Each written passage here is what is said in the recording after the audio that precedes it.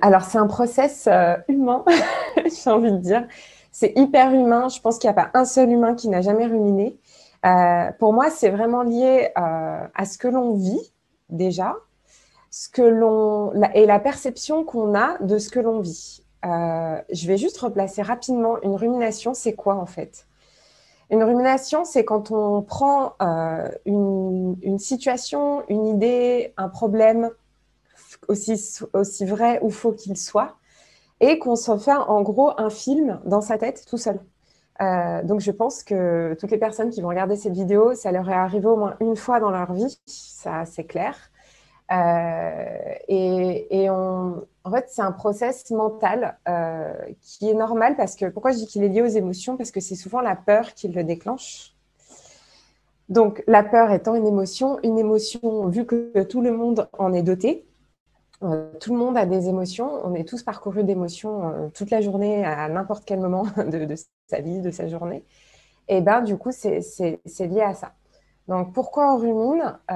C'est qu'on a une idée, on se met une idée, une perception de ce que l'on vit, et on va le retourner dans tous les sens, quoi. Tu vois, c'est le fameux Rubik's Cube que tu te dis, mais attends, mais comment je vais faire? Ceux qui ont l'habitude, bah, ils vont le faire en 3 coups, c'est bon, en 10 secondes, je ne sais plus combien, mais c'est vraiment un processus mental.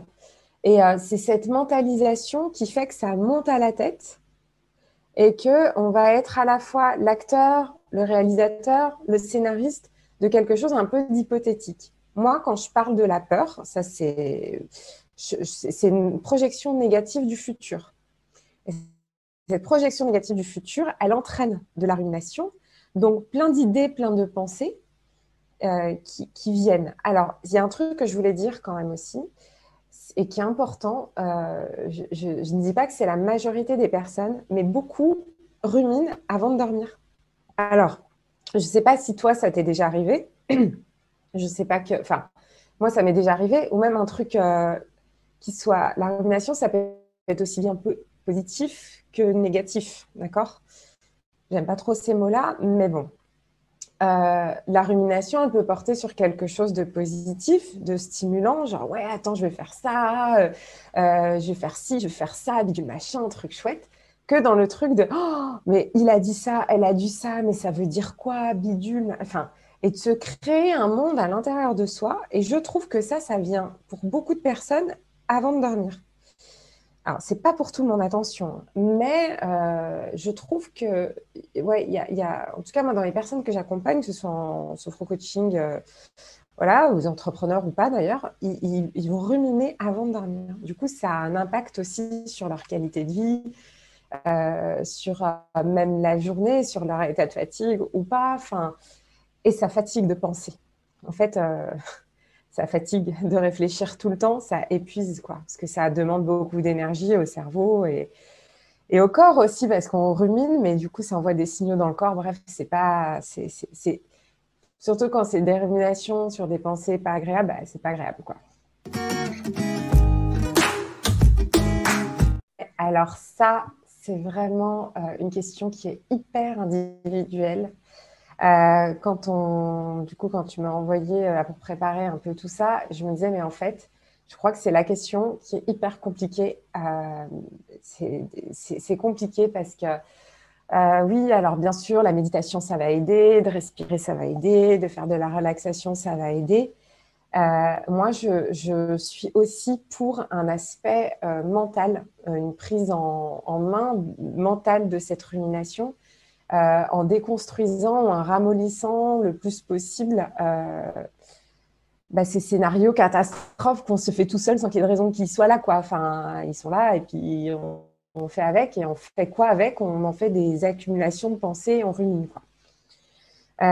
Moi, ce que je conseille beaucoup, alors notamment en sophrothérapie, même à mes coachés, hein, parce que du coup, j'en ai énormément qui le font, hein, je conseille de se poser vraiment, d'essayer le plus possible de lâcher ces idées ou de ne pas s'y accrocher.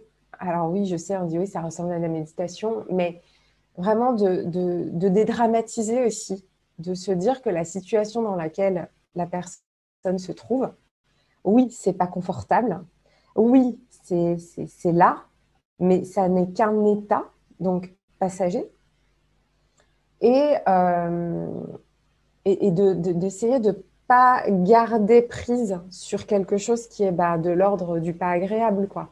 Parce que plus on rumine, plus on renforce la rumination, plus on renforce ce sentiment désagréable à l'intérieur de soi. Donc, comment on arrête de ruminer? Je pense en prenant du recul. Ceux qui méditent ou ceux qui veulent essayer de méditer, ça aide vraiment.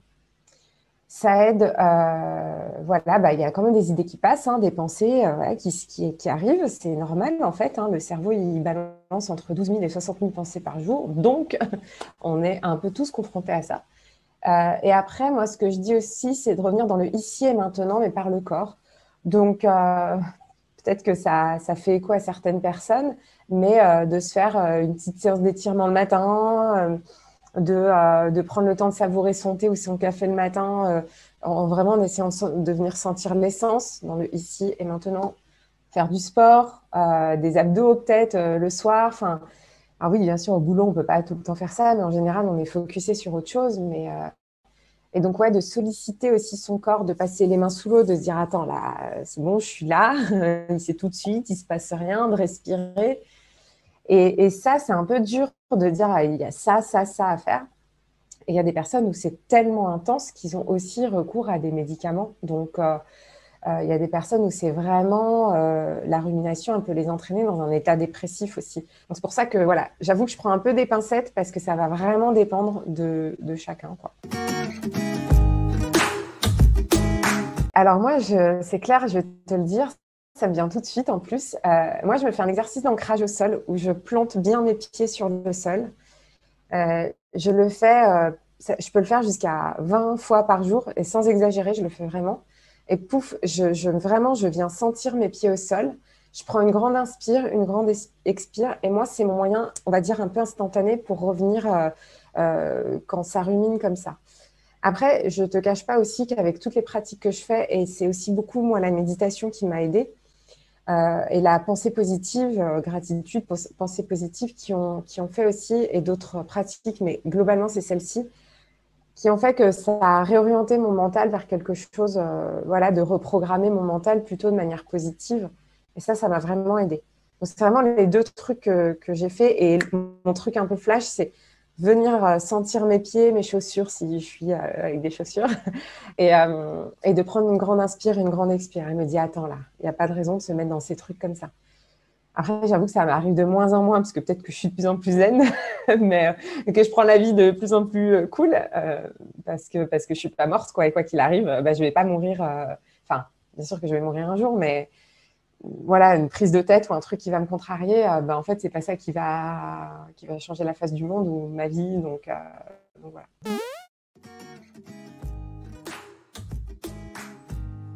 Écoutez. Imagination. Ah, bonne question. Je peux dire les deux? Ouais, je dis les deux. Écrire. Joyeuse. Mon chiffre de l'année. 2021. 2021, c'est mon année, je déchire tout. Mon thé le matin. Je peux passer une demi-heure à boire mon thé. Donc, je me lève en avance et je fais tout pour avoir mon temps, en fait. Je préfère passer 2 minutes sous la douche, mais avoir ma demi-heure de thé, quoi. Et je prends le temps. Ouais. Précisément, Yogiti. Je suis très Yogiti, donc j'ai toutes les séries possibles de Yogiti et je bois ça. Brésil. J'adore le Brésil. Le Brésil, c'est mon pays de cœur, en fait. Bon, là, avec le Covid, je peux pas y retourner, mais j'y retourne très, très souvent. Parce que je fais de la capoeira, que je parle portugais, que j'y ai vécu, que j'aime ce pays. J'aime tout.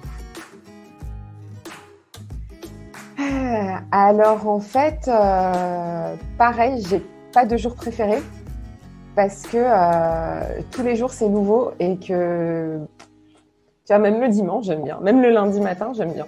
Donc, non, j'aime tous les jours de la semaine, je crois. Je vais dire quelque chose, mais ça va pas être sympa. Les enfants de mes voisins du dessus quand ils me réveillent à 7h du mat. Mais j'adore les enfants et vraiment j'adore les enfants. Mais eux, c'est très très violent le matin, je pense, chez eux. Ah, bah accompagner des joueurs de football de Ligue 1. Voilà, c'était le truc où j'en ai pas qu'un en fait. Ouais, mais je donne celui-ci. Je donne celui-ci. Bah, premier message, c'est que c'est normal de ruminer. Vraiment de ne pas vous en auto-rajouter. Et que, alors par contre, ça, je le dis vraiment, que si c'est trop intense, si c'est trop prenant, si ça va pas, ben, moi, je dis toujours de consulter, quoi. Que ce soit ben, un thérapeute, un sophrologue, même le médecin, ou d'en parler, en fait. Parce que la rumination, elle peut vraiment engranger quelque chose à la limite ou presque dépressif. Donc, moi, je dis toujours que c'est bien de ne pas rester seul avec ses problèmes et que d'en parler, ne serait-ce qu'un petit peu, c'est pas obligé de faire 25 000 séances ou quoi, de quoi que ce soit. Peut-être que oui, peut-être que non, mais de ne pas rester seul avec ça, quoi.